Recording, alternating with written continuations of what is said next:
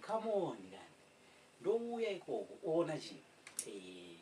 Ndipfekere kalegini kako keke kepepo.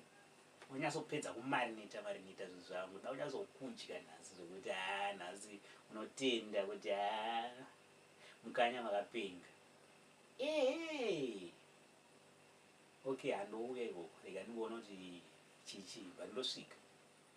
Ndakapinza kanyowani chamwari. Ako, urikuona?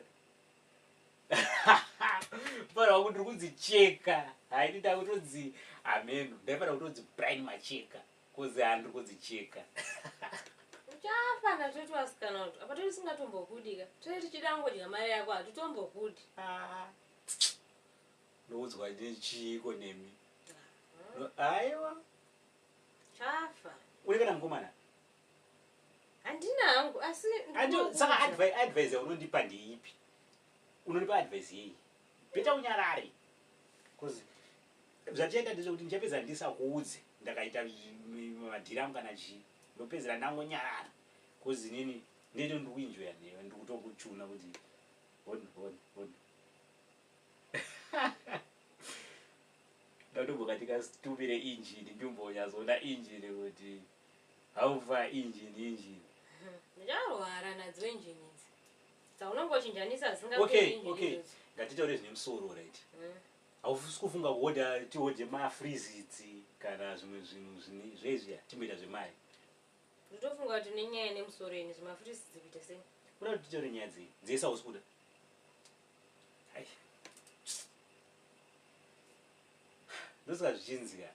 Amen. Vanotamba imese mune pfungwa dzakafanana. Inini ndiri bad mind. Ndinofanira kutotamba nemunhu wekuti ai. Mawani kuti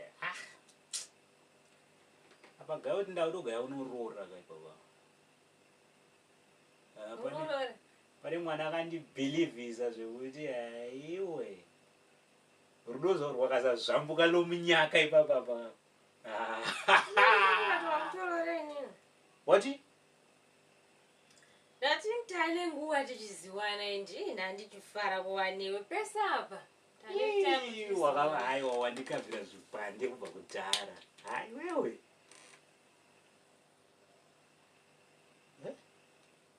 Wakundikwadza kani. Kasa usitombopa mukomana hake. Haya. Pakashata.